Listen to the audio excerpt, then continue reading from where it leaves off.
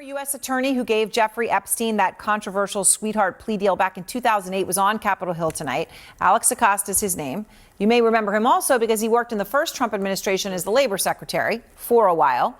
He just finished up his closed-door testimony before the House Oversight Committee. Facts, and this is supported by the public record.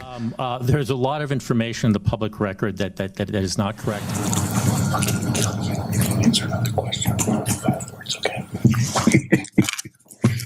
Answer the question. Okay.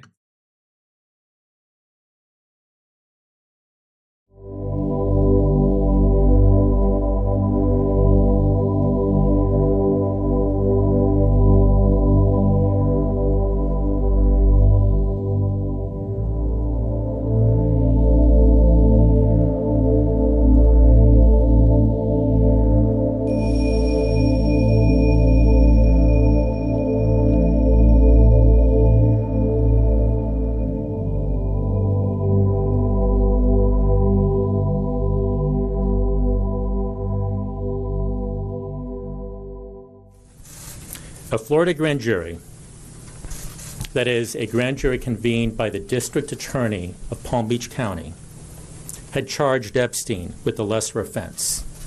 At that time, the Epstein legal team was elated. He would have avoided prison altogether. But then the United States Attorney's Office in Miami became involved. This matter started as a state matter. It was prosecuted initially by the state of Florida and not by the U.S. Attorney's Office. In 2006, a grand jury convened by the state attorney, the district attorney of Palm Beach County, reviewed the evidence and recommended a single charge. And that charge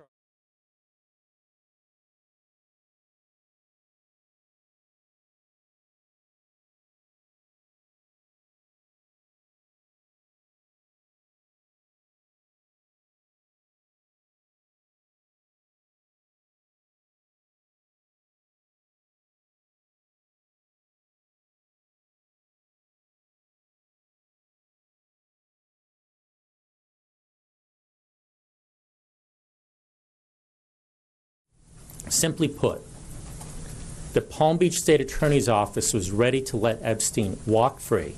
No jail time, nothing. A lawyer who represents more than 200 Epstein victims says a key to the case is actually what was not in that grand jury report. I would say the grand jury was presented 1/1000th of the information they should have received, and they received it in a tone and tenor that was designed to give a positive outcome for Jeffrey Epstein. And how many children they could have saved if they just would have done the right thing back then?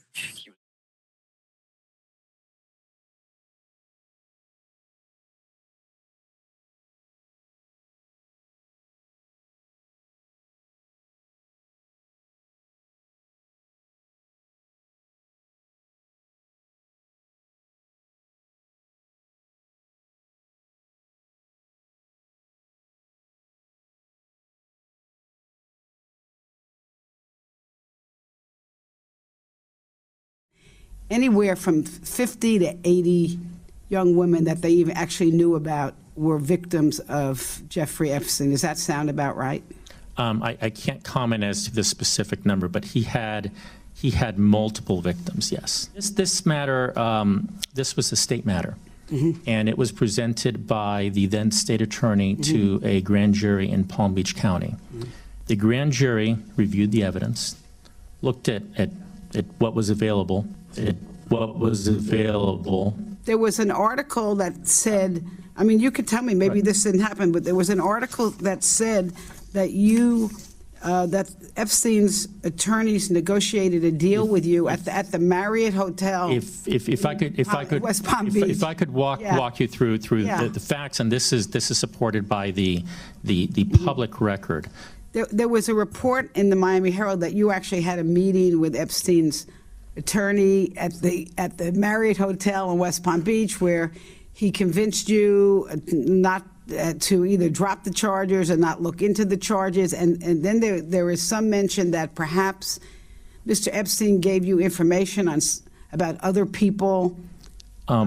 Is any of that correct? Congressman, this was 12 years ago. I don't remember, but I do know because I looked it up. I'm like, what's going on here? That the agreement was actually signed in September and the meeting took place in October after the agreement was signed. And so the answer is that could not have been part of that agreement. This is a CBS News special report. I'm Anthony Mason in New York. President Trump announced a few minutes ago that his labor secretary, Alex Acosta, is stepping down. He made a deal that people were happy with, and then 12 years later, they're not happy with it. You'll have to figure all of that out. But Former U.S. attorney who gave Jeffrey Epstein that controversial sweetheart plea deal back in 2008 was on Capitol Hill tonight. Alex Acosta is his name. You may remember him also because he worked in the first Trump administration as the labor secretary for a while. He just finished up his closed-door testimony before the House Oversight Committee. I've testified for 6 hours. I'll let the record speak for itself. Okay, well, just to remind everybody, why is Alex Acosta important here? Well, because of that plea deal that he made, Epstein served only 13 months in a county jail when he had to register as a sex offender. He was allowed to leave almost every day for 12 hours a day. And it is important to emphasize that when you think about the context here of what he had done, to think about the abuse that such a deal could have knowingly allowed even while he was, quote unquote, serving his time.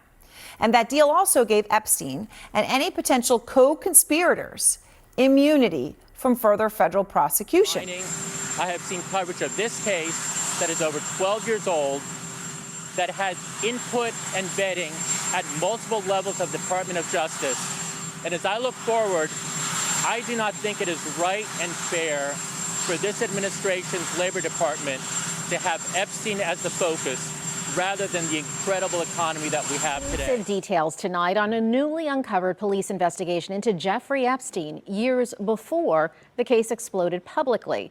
The Epstein files revealing West Palm and Palm Beach police first looked into Epstein 4 years earlier in 2001. 3 Palm Beach Atlantic students complained that Ghislaine Maxwell had recruited them on campus. The student says Ghislaine Maxwell approached her on campus and offered secretarial work, but that quickly morphed into sexual massages for $200. The fact that federal prosecutors appear to have crafted this secret sweetheart deal for a child rapist obviously enrages moms and dads everywhere.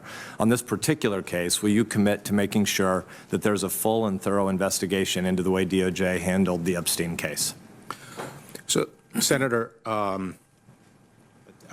will say that if I'm confirmed, I'll make sure your questions are answered on this case. Many of the women who were clearly victims, trafficked, rape victims, had no awareness of the fact, and I think in violation of federal statutes of victim notification, that this non-prosecution agreement had been agreed to, and not just that Epstein and his co-conspirators were not indicted, but the rest of the investigatory matters of the department were also suspended. It seems truly bizarre. Now, disgraced financier Jeffrey Epstein has taken his own life while he was behind bars here in New York City. Epstein was facing sex trafficking charges. What we know from officials that have been briefed on what happened, he was found and appeared that he had hung himself. This case was important to the victims who had the courage to come forward and deserve the opportunity to confront the accused in the courtroom.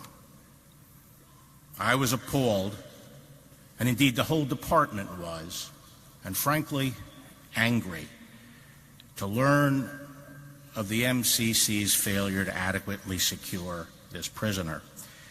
We are now learning of serious irregularities at this facility that are deeply concerning and demand a thorough investigation. The FBI and the Office of Inspector General are doing just that. We will get to the bottom of what happened, and there will be accountability. He was a close confidant of convicted sex offender Jeffrey Epstein and a former French modeling agent facing charges of his own. Tonight, Jean-Luc Brunel is dead, found in his Paris prison cell hanged with his bed sheets, according to the Paris prosecutor's office. Maxwell's brother calls this latest death in the Epstein orbit incomprehensible. Do you fear for your sister's safety? Yeah, I certainly do. What was your reaction when you heard about this suicide? Felt nothing but slight joy. I wasn't elated, but I felt like, oh, good. and then a little bit of nonchalance, and then I got on with my day. Well, I was thrilled to death. And I believe that it was not a suicide because I don't believe that narcissists kill themselves. Do we have people in custody today of this high-profile nature? Have we done anything to adjust since Mr. Epstein's death? Sir, we take every inmate's life very seriously in the Bureau of Prisons. A high-profile inmate is no more important or significant in terms of our operations than just the average inmate that comes our way. When I mean high-profile, somebody's on a suicide watch. I would like to explain our suicide watch system, if I may. I can't talk specifically about Epstein. Once an inmate is identified as potentially suicidal, we have a suicide watch operation that we can place them in. A stark, very difficult setting where everything is stripped from the room except a mattress. They get a coarse gown-like to wear that cannot be twisted in any way that they could hang themselves from it. They have one mattress and one blanket, and they are watched constantly. There's nothing else in that room. Was Mr. Epstein on suicide watch? Yes, he was.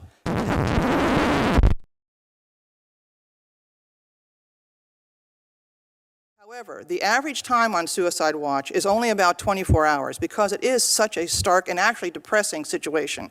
We then can move them to another tier of observation, which is called psychological observation. Did that happen in this case? I can't speak specifically, but Christmas ornaments, drywall, and Jerry Epstein. Name 3 things that don't hang themselves. That's what the American people think.